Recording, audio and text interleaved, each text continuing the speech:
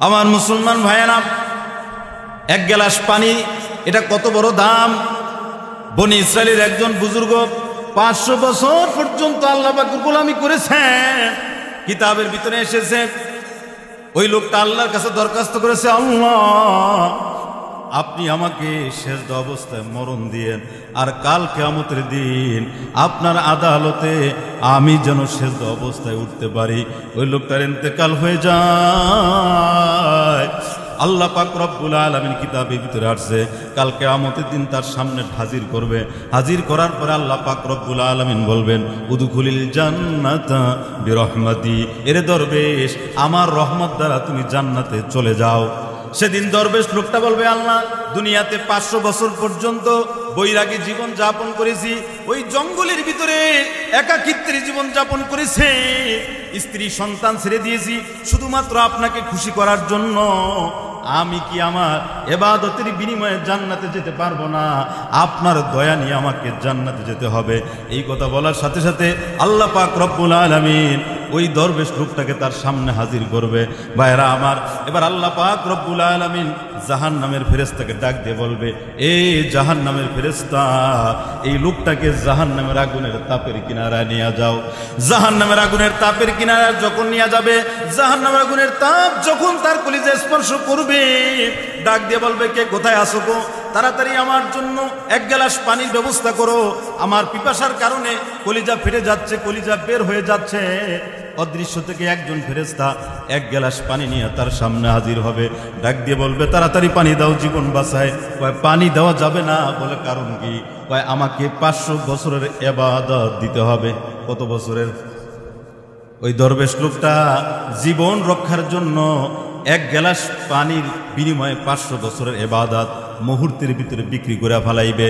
এবার আল্লাহ পাক রব্বুল আলামিন দরবেশ লোকটাকে বলবে, এ দরবেশ, দুনিয়াতে আমি তোমাকে সূর্যের আলো দান করেছি, আমি আল্লাহ চন্দ্রের আলো দান করেছি, আমি আল্লাহ তোমাকে দুনিয়ার আলো বাতাস দান করেছি, আমি আল্লাহ তোমাকে দৃষ্টি শক্তি দান করেছি, আমি আল্লাহ তোমাকে ধরার শক্তি, চলার শক্তি দান করেছি, আমি আল্লাহ বলার শক্তি দান করেছি, আমি আল্লাহ তোমাকে হাজার হাজার গ্লাস পানি পান করাইছি, আমি সেইগুলার হিসাব নিব না, আমি শুধুমাত্র এক গ্লাস পানির হিসাব নিব।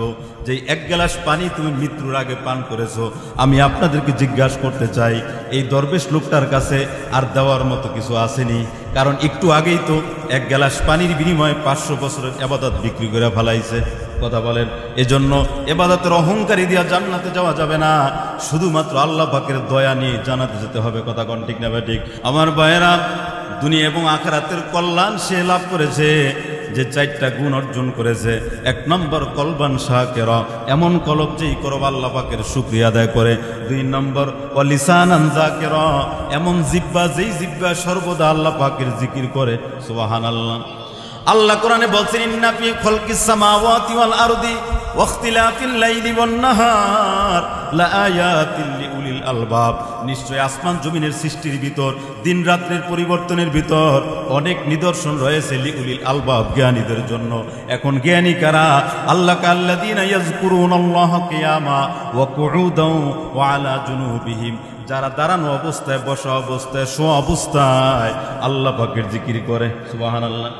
এই আয়াতের তাফসিরের ভিতরে তাফসির কারকগণ লিখছেন, একটা মানুষের জীবন 3 অবস্থা, হয়তো সে দাঁড়ানো থাকে, না হয় বসা থাকে, না হয় শোয়া থাকে। এই 3 অবস্থায় কেন আল্লাহকে ডাকতে বলেছেন? তার মানে হলো, তুমি যদি দুনিয়া আখিরাতে জ্ঞানীর পরিচয় দিতে চাও, তোমার গোটা জীবনে আল্লাহ পাকের জিকির থাকতে হবে। আমার ভাইয়েরা, জিকিরের 4টা লাভ। কয়টা লাভ বলেন? 1 নম্বর লাভ, জিকিরের দ্বারা জবান পবিত্র হয়। আপনি আমি মায়ের গর্ভ থেকে পবিত্র জবান নিয়ে দুনিয়াতে এসেছি, কিন্তু এই জবান দিয়ে মিথ্যা কথা বলে, হারামকে, সুদ ঘুষকে, আল্লাহর দেওয়া পবিত্র জবানটাকে নাপাক করেছি। পয়গম্বর বলে, এই অপবিত্র জবানটাকে পবিত্র করার মেডিসিন হলো আল্লাহর জিকির। 2 নম্বর, জিকিরের দ্বারা কলব পরিষ্কার হয়।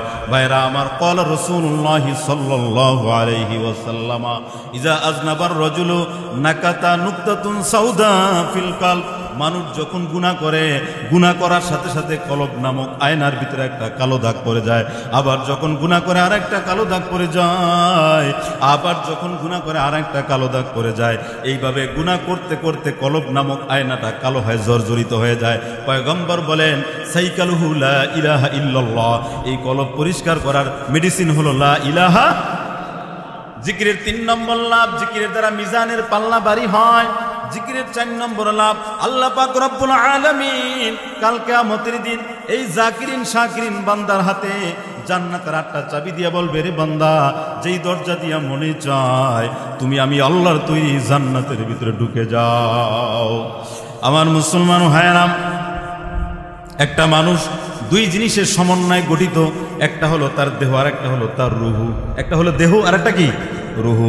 এই দেহটাকে ভালো রাখতে হলে মাছ খেতে হয়, ভাত খেতে হয়, ফল ফলাদি খেতে হয়, ভিটামিন খেতে হয়। অসুস্থ হয়ে গেলে ডাক্তারের কাছে যেতে হয় চিকিৎসার জন্য। ঠিক আপনার আমার ভিতরে আরেকটা গুরুত্বপূর্ণ জিনিসের নাম রুহু, যেটাকে বলে নফস। এই রুহুর একটা খোরাক আছে না নাই? এই রুহুর খোরাক হলো জিক্রুল্লাহ, আল্লাহর জিকির। যার রুহুটা খারাপ, তার চোখ খারাপ, তার হাত খারাপ, তার পাও খারাপ, তার সব কিছু থেকে অবৈধ প্রকাশ পায়। আর যার রুহুটা ভালো, যার নফসটা ভালো, যার দিলটা ভালো, তার হাত ভালো, তার চোখ ভালো, তার সব কিছু ভালো হয়। কথা কোন ঠিক না ভাই? ঠিক। আমার মুসলমান ভাইয়েরা, আল্লাহ পাক বলেন ওয়া ইম মিন শাইইন ইল্লা ইউসাব্বিহু বিহামদি রাব্বিহি ওয়ালাকিন লা তাফকাহুনা তাসবিহাহু। পৃথিবীর সব কিছু আল্লাহ পাকের জিকির করে। কথা কোন ঠিক না ভাই? ঠিক। আসমান আল্লাহর জিকির করে, জমিন আল্লাহর জিকির করে, চাঁদ সূর্য আল্লাহর জিকির করে, পাথর আল্লাহর জিকির করে, পাহাড় আল্লাহর জিকির করে, পশু পাখি কীট পতঙ্গ আল্লাহর জিকির করে।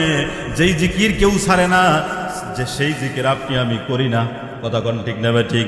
এই জিকিরের দ্বারা আল্লাহর সাথে বান্দার সাথে একটা গোপন সম্পর্ক তৈরি হয়, আর এই গোপন সম্পর্কের কারণে বান্দা আল্লাহওয়ালা হয়। আলা ইন্না আউলিয়া আল্লাহি লা খাউফুন আলাইহিম ওয়ালা হুম ইয়াহজানুন। আউলিয়ারা কারে উকবা ইখতিয়ার, জাহেলারা কারে দুনিয়া ইখতিয়ার। আল্লাহ কয়, তুমি যদি আমাকে ডাকো, আমাকে স্মরণ করো, তুমি আমার ওলি হবে, তুমি আমার বন্ধু হবে। আর আমার বন্ধু হতে পারলে দুনিয়া তো তোমার কোনো ভয় নাই, আর আখিরাত তো তোমার কোনো চিন্তা নাই। আমার মুসলমান ভাইয়েরা, আমাদের মা বোনরা তরকারি রান্না করে কি করে না? আটু জোরে কন। এই তরকারির ভিতরে মশলা দিতে হয় কি হয় না? আপনার জিকিরটা হলো এবাদতের মশলা। আপনি এবাদতের ভিতরে যদি জিকির বাড়ায় নেন, এবাদতের ভিতরে যদি জিকিরের আমল থাকে, আপনি নামাজে মজা পাবেন, কোরআন তেলাওয়াতে মজা পাবেন, সমস্ত এবাদতের ভিতরে স্বাদ দিবে কে? আরো জোরে কন। এজন্য কোরআন বলছে ইয়াউমা লা ইয়ানফাউ মালুন ওয়ালা বানুন ইল্লা মান আতাল্লাহা বিকলবিন সালিম। কিয়ামতের দিন আল্লাহ আপনার মাল দেখবেন না, সন্তান দেখবেন না, আল্লাহ দেখবেন আপনার অন্তরটা সুস্থ কিনা। এই সুস্থ অন্তর যদি আপনি আমি দুনিয়া থেকে আখিরাত আল্লাহর আদালতে নিয়ে হাজির করতে যাই, তাহলে দুনিয়াতে বেশি বেশি রবের জিকির করতে হবে। যত জিকির করব তত অন্তরটা পরিশুদ্ধি লাভ করবে, অন্তর সুস্থ হবে। কথা কোন ঠিক না ভাই? ঠিক। এজন্য হাদিস শরীফে আছে ইল্লাল ঈমান লা ইয়াখলাকু কামা ইয়াখলাউস সাউব। কাপড় যেভাবে পুরাতন হয় সেইভাবে ঈমান পুরাতন হয়ে যায়। সাহাবীরা বলেন ইয়া রাসূলুল্লাহি ওয়া কাইফা নুজাদ্দিদু ঈমানানা ইয়া রাসূলুল্লাহ। হুজুর, আমরা আমাদের ঈমানকে কিভাবে তাজা করব, কিভাবে নতুন করব? নবীজি বলে আকসিরু মিন কওলি লা ইলাহা ইল্লাল্লাহ, লা ইলাহা ইল্লাল্লাহ বেশি বলো, আল্লাহ তোমার ঈমানকে তাজা বানায় দিবে। সুবহানাল্লাহ। কোরআনে আল্লাহ বলছেন ওয়ামান আ'রাযা আন যিকরি ফাইন্না লাহু মাঈশাতান দনকা। যে ব্যক্তি আমার জিকির থেকে বিমুখ হয়ে যাবে, আমি আল্লাহর স্মরণ থেকে, ইবাদত থেকে বিমুখ হয়ে যাবে, সে দুনিয়ার ভিতরে যত ঝরাবে আমি আল্লাহর সংকীর্ণতা দিয়া, টেনশন দিয়া তাকে ভরপুর করে দিব। আর যে আখিরাতের চিন্তায় থাকবে, আল্লাহকে খুশি করার আল্লাহর স্মরণে থাকবে, আল্লাহ সুখ আর শান্তি দিয়া তার কলবটাকে ভরে দিবে। সুবহানাল্লাহ। এজন্য আল্লাহ কোরআনে বলছেন আলা বিযিকরিল্লাহি তাতমাইন্নাল কুলুব। আল্লাহর জিকিরের দ্বারা শুধুমাত্র অন্তরের ভিতরে প্রশান্তি আসতে পারে। সুবহানাল্লাহ। শুধুমাত্র আল্লাহর জিকিরের দ্বারা অন্তর শান্তি লাভ করতে পারে। এই জন্য হাদিসে আসছে আল্লাহ মাসালুল্লাযী লা ইয়াযকুরু রাব্বা ওয়াল্লাযী লা ইয়াযকুরু মাসালুল্লাযী ইয়াযকুরু রাব্বা ওয়াল্লাযী লা ইয়াযকুরু মাসালুল হাইয়্যি ওয়াল মাইয়্যিত। যে আল্লাহকে ডাকে, যে আল্লাহকে ডাকে না, এই দুইজনের মাঝে পার্থক্য হলো জীবিত আর মৃত। যে আল্লাহকে ডাকে তার কলবটা জীবিত, আর যে আল্লাহকে ডাকে না তার কলবটা মরে যায়। কথা কোন ঠিক নেবে ঠিক? এই জন্য যেই লোকটা ফজরের সেজদা লাগায় মসজিদে আইসা ওই সকালবেলা ভোরবেলা আমার ভাইরা রুকুতে গিয়া বলে সুবহান রব্বিয়াল আযীম, সেজদায় গিয়া বলে সুবহান রব্বিয়াল আ'লা, এই তাসবিহটা পড়ার সাথে সাথে আল্লাহ তার অন্তরটাকে তাজা করে দেয়, সজীব করে দেয়। আর যে ফজরের সময় আল্লাহর হুকুম বাদ দিয়ে ঘুমায় থাকলো তার দিলটা মরে যায়, তার দিলটা নষ্ট হয়ে যায়। কথা কোন ঠিক নেবে ঠিক? এই জন্য ভাইরা আমার, ইমাম সাহেব কয় চাচা ফজরের নামাজে আসলেন না কেন? কয় শরীরটা ভালো না। কি কয়? শরীরটা ভালো না। কয় চাচা এখন কই রওনা দিছেন? কয় জামাই বাড়ি যাই। জামাই বাড়ি কই? ধরেন নবীগঞ্জ। এখন চাচা নবীগঞ্জ জামাই বাড়ি, ওখানে যাওয়ার সময় সুস্থ হয়ে গেছে। নবীগঞ্জ দূরে না মসজিদ দূরে? কথা কোন না? কিন্তু সেখানে যাওয়ার সময় চাচা সুস্থ, আর মসজিদে আসলে কয় শরীরটা ভালো না। কথা কোন না? আল্লাহর ইবাদত, আল্লাহর জিকির, নামাজ হলো সবচেয়ে বড় জিকির। এই নামাজের ভিতরে আমরা যে সেজদা দেই, এই সেজদার ভিতরে কি পরিমাণ শান্তি পাওয়া যায়, এটা যে ফজরের সেজদা দেয় সেই বুঝতে পারে, অন্য কাউকে বুঝানো। এজন্য আল্লাহ বলছেন ফাযকুরুনি আযকুরুকুম ওয়াশকুরুলি ওয়ালা তাকফুরুন। তোমরা যদি আমাকে স্মরণ করো আমি আল্লাহ তোমাদেরকে স্মরণ করব। যেই লোকটা দুনিয়াতে বেশি বেশি লা ইলাহা ইল্লাল্লাহ পড়বে, মৃত্যুর সময় আল্লাহ তার জবানে লা ইলাহা ইল্লাল্লাহ জারি করে দিবেন। আর হাদিস শরীফে আসছে মান কানা আখিরু কালামিহি লা ইলাহা ইল্লাল্লাহ দাখালাল জান্নাহ। যার জীবনের সর্বশেষ কথা হবে লা ইলাহা ইল্লাল্লাহ, এই লোকটা জান্নাতি। এজন্য আল্লাহ কয় আমাকে স্মরণ করো আমি তোমাকে স্মরণ করব। মৌতের সময় কালিমা জারি করে দিব, ওই মুনকার নাকিরের প্রশ্ন আমি আল্লাহ তোমার মুখ দিয়া প্রশ্নের উত্তর বের করে দিব। সুবহানাল্লাহ। আমার মুসলমান ভাইয়েরা, বলতেছিলাম দুনিয়া আখিরাতের কল্যাণ ওই ব্যক্তি লাভ করেছে যার বিরুদ্ধে 4টা গুণ থাকবে। কয়টা গুণ? আরো জোরে কোন। 1 নম্বর কলবান শাকিরা, এমন কলব যেই কলব সর্বদা আল্লাহর শুকরিয়া আদায় করে। 2 নম্বর ওয়ালিসানান যাকিরা, এমন জিহ্বা যেই জিহ্বা বেশি বেশি আল্লাহ পাকের জিকির করে। আর 3 নম্বর ওয়া বাদানান আলাল বালা'i সাবিরা, এমন শরীর যেই শরীর ধৈর্য ধারণ করতে পারে। আপনার আমার জীবনে ধৈর্যের দরকার আছে না নাই? সবর হলো 3 প্রকার। সবর কয় প্রকার? সবর আলা তাআ, ইবাদতের ক্ষেত্রে সবর, ইমানের ক্ষেত্রে সবর, নেক আমলের ক্ষেত্রে সবর, হকের দাওয়াতের ক্ষেত্রে সবর। 2 নম্বর সবর আনিল মাসিয়া, গুনাহ থেকে বাঁচার ক্ষেত্রে সবর। আর 3 নম্বর সবর ফিল মুসিবা, মুসিবতের ক্ষেত্রে সবর। দোকানটা আগুনে পুড়ে গেছে, বাচ্চাটা পানিতে পড়ে মারা গেছে, আল্লাহকে গালি দেওয়া শুরু করছে, আল্লাহকে আমারটা ছাড়া কারোটা দেখলো না। কথা কোন ঠিক না ভাই? ঠিক। এজন্য ভাইরা আল্লাহ পাক সবর করার কথা কোরআনে বিভিন্ন জায়গায় বলেছেন, ইয়া আইয়ুহাল্লাযীনা আমানুস্তাঈনু বিস-সাবরি ওয়াস-সালাহ। হে ঈমানদারেরা, তোমরা ধৈর্য এবং নামাজের মাধ্যমে আমার কাছে সাহায্য চাও। ওয়ালা নাবলুওয়ান্নাকুম বিশাইইম মিনাল খাউফি ওয়াল জু' ওয়া নাকসিম মিনাল আমওয়ালি ওয়াল আনফুসি ওয়াস সামারাত ওয়া বাশশিরিস সাবিরিন ওয়া তাওয়াসাউ বিল হাক্কি ওয়া তাওয়াসাউ বিস সাবর ইন্নামা ইউওয়াফাস সাবিরুনা আজরাহুম বিগাইরি হিসাব। এইভাবে আল্লাহ বিভিন্ন জায়গায় সবরের কথা বলেছেন। কথা কোন ঠিক না ঠিক? আমার ভাইয়েরা, আল্লাহ পাক সকল নবী দ্বারা সবর করাইছেন, আল্লাহ পাক সকল নবী দ্বারা বকরি চড়াইছেন। কথা কোন ঠিক না ঠিক? হযরত মুসা আলাইহিস সালাতু ওয়াস সালাম তার শ্বশুর শুআয়ব আলাইহিস সালাতু ওয়াস সালামের বকরির পাল নিয়ে মাঠে গেছে। হঠাৎ করে একটা বকরি যখন ভাইয়ে গেছে, মুসা নবী বকরির পিছনে দৌড়। বকরির দৌড়াইতে দৌড়াইতে সারাদিন দৌড়ায়, রোদ্রের ভিতরে দৌড়ে ক্লান্ত হয়ে গেছে। কিন্তু ওই বকরির স্পিড এত বেশি, মুসা নবী বকরির সাথে পারে না। সন্ধ্যাবেলা বকরি যখন চোখে দেখে না, আস্তে আস্তে করে তার চলা দুর্বল হয়ে গেছে। মুসা আলাইহিস সালাতু ওয়াস সালাম বকরিটাকে কোলের ভিতরে নিলেন। কোলের ভিতরে নিয়ে বলে, রে ছাগল, সারাদিন তোর পেছনে দৌড়াইলাম, রোদ্রের ভিতরে তোরও কষ্ট হয়েছে আমারও কষ্ট হয়েছে, তুই এত কষ্ট কেন করলি? বকরিটার মাথার ভিতরে হাত দেয়, শরীরের ভিতরে হাতে দেয়, তাকে চুমা দিয়া দেয়, এরপরে তার হাতগুলা টিপা দেয়, পাগুলা টিপা দেয়, এত কষ্ট কেন করলি? আল্লাহ ডাক দিয়ে বলে, মুসা, এ মুসা পয়গম্বর, জলিলুল কদর পয়গম্বর হইয়া সৃষ্টির ছোট্ট একটা প্রাণী এই ছাগলটাকে তুমি এত মায়া করলা, ছাগলটার পা গুলা টিপা দিছো। এই পয়গম্বর আমি আল্লাহ তোমার এই আখলাক দেখে আমি খুশি হয়ে গেছি, আমি আল্লাহ তোমাকে কালিমুল্লাহ নাম দিয়ে দিলাম। সুবহানাল্লাহ। এজন্য ভাইয়েরা আপনার আমার জিন্দগিতে সবর দরকার আছে না নাই? নবীদের দ্বারা আল্লাহ পাক সবরের পরীক্ষা নিয়েছেন। আর 4 নম্বর ওয়া যাওজাতান লা তাবগিহি খাওনান ফি নাফসিহা ওয়ালা মালি, এমন স্ত্রী যে স্ত্রী নিজের সতীত্বের ব্যাপারে কোনো খেয়ানত করে না এবং স্বামীর মালের ভিতরে কোনো খেয়ানত করে না। সুবহানাল্লাহ। হাদিস শরীফ এসেছে যে মুসনাদে আহমদ সৌভাগ্যের কারণ হলো 4টা। মিন সাআদাত ইবনে আদম আরবাআতুন, আদম সন্তানের সৌভাগ্যের কারণ 4টা। কয়টা? 1 নম্বর আল মারআতুস সালেহা, যার নেককার স্ত্রী আছে। 2 নম্বর আল মাসকানুস সালেহ, যার ভালো একটা বাসস্থান আছে। 3 নম্বর আল মারকাবুস সালেহ, যার ভালো একটা গাড়ি আছে, সওয়ারি আছে। 4 নম্বর আল জারুস সালেহ, যার ভালো প্রতিবেশী রয়েছে। এই 4টা হলো মানুষের সৌভাগ্যের কারণ। আর 1ম নম্বর হলো যার নেককার স্ত্রী রয়েছে।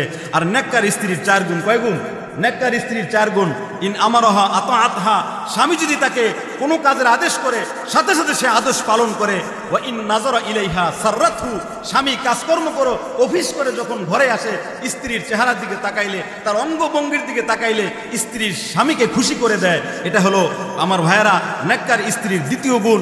3য় গুণ হলো ওয়াইন আকসামা আলাইহা আবাররাতহু, স্বামী যদি কোনো বিষয় স্ত্রীর সাথে কসম কাটে তো সে কসম থেকে তাকে মুক্ত করে। আর 4 নম্বর ইন গাবা আনহা নাসাহাতহু ফি নাফসি ওয়া মালিহা, স্বামী যদি কোথাও দূরে কোথাও যায়, অনুপস্থিত থাকে, তখন যে স্ত্রী নিজের সতীত্বের হেফাজত করে, স্বামীর মালের হেফাজত করে, এটাও একজন নেককার মহিলার 4 নম্বর গুণ। সুবহানাল্লাহ। কথা আমার শেষ, একটা ছোট্ট কথা ঘটনা বলে আমি শেষ করব। সেটা হলো রাসূল সাল্লাল্লাহু আলাইহি ওয়াসাল্লামের সাহাবী মহিলাদের ধৈর্য। আমার মা বোনরা যারা মাইকের আওয়াজ শোনেন আমার এই কথাটা খেয়াল করে শুনবেন, মহিলাদের ধৈর্য কি পরিমাণ প্রয়োজন। দেখেন রাসূলের সাহাবী হযরত আবু তলহা রাদিয়াল্লাহু তাআলা আনহু, ওনার স্ত্রী হযরত উম্মে সুলাইম রাদিয়াল্লাহু তাআলা আনহা, উনি ওনার সন্তানটাকে সফরে যাওয়ার আগে দেখলেন সন্তানটা অসুস্থ। সফর করে যখন বাড়িতে আসলেন, আসার পর বলতেছে, বিবি আমার সন্তানের অবস্থা কি? কয় সে তো আগের চেয়ে সুস্থ হয়ে গেছে, অথচ সন্তানটা মারা গেছে। ঘরের কোনায় চাদর দিয়ে সন্তানকে ঢাইকা রাখছে। স্বামী যেহেতু সফর করে আসছে, স্বামী ক্লান্ত, এই জন্য স্বামীকে খুশি করার জন্য সুন্দর সাজসজ্জা করে পরিপাটি হয়ে স্বামীর সামনে হাজির। এবার স্বামীকে খাবার দিলেন, স্বামী খাবার খাইলেন। এরপরে স্বামীকে স্ত্রী সহবাস করার সুযোগ দিয়ে দিলেন, সে তার শারীরিক চাহিদা পূরণ করলো। এবার বলতেছে, স্বামী আমি আপনাকে একটা কথা বলি। বলে সেটা কি? সেটা হলো কেউ যদি কারো কাছে কোনো জিনিস আমানত রাখে, এটা যদি সে নিতে চায়, দেওয়ার অধিকার আসেনি? অবশ্যই আছে। আল্লাহ আমাদেরকে একটা সন্তান আমানত দিছে, এটা তো আল্লাহ পাক নিয়ে নিছে। ওই যে রুমের ভিতরে সন্তানের লাশ চাদর দিয়ে ঢাইকা রাখছি, তাড়াতাড়ি সন্তানের লাশ দাফন করার ব্যবস্থা করেন। দেখেন নিজের কলিজার টুকরা নার্সরা ধন সন্তান মারা গেছে, এই সন্তানকে ঘরে রাইখা স্বামী যেহেতু সফর করে কষ্ট করে আসছে, স্বামীকে খুশি করলো। এরপরে আবার নিজের সন্তানের ব্যাপারটাও স্বামীকে সুন্দরভাবে বুঝিয়ে বললো। এই জন্য আমাদের যে মা বোনরা আমার কথাগুলো শুনতেছেন, আজকে কেন এত তালাকের ঘটনা, এত ডিভোর্সের ঘটনা কেন হয়? স্বামী পরিশ্রম করে আইসা যখন স্ত্রীকে একটা কথা বলে, সে যখন উল্টা কথা বলে, তখনই এই ধরনের বিপদ ঘটে। কথা বল ঠিক না বেঠিক? এই জন্য আমাদেরকে সবরের জীবন যাপন করতে হবে, ধৈর্যের সাথে চলতে হবে। হাদিস শরীফে আসছে, মান রাযাকাল্লাহু ইমরাতান সালেহা আ'আনাল্লাহু আলা শাত্রি দীনিহি, আল্লাহ যাকে নেককার স্ত্রী দান করছেন তার ধর্মের, তার দ্বীনের অর্ধেক আমল সহজ করে দিয়েছেন। কারণ নেককার স্ত্রী দ্বীনের কোনো কাজ করতে বাধা দেয় না, ফজর পড়তে বাধা দেয় না, দান খয়রাত করতে বাধা দেয় না, সুদ ঘুষ খাইতে বাধা দেয়। এই জন্য নেককার স্ত্রী দরকার আছে না নাই? আল্লাহ পাক রব্বুল আলামিন আমাদের স্ত্রীদেরকে নেককার বানায় দেখ। আর সফলতার এই 4টা গুণ বর্ণনা করলাম, এই গুণগুলো অর্জন করার তৌফিক দান করুক। ওমা আলাইনা ইল্লাল বালাগ। আসসালামু আলাইকুম ওয়া রাহমাতুল্লাহি ওয়া বারাকাতুহু।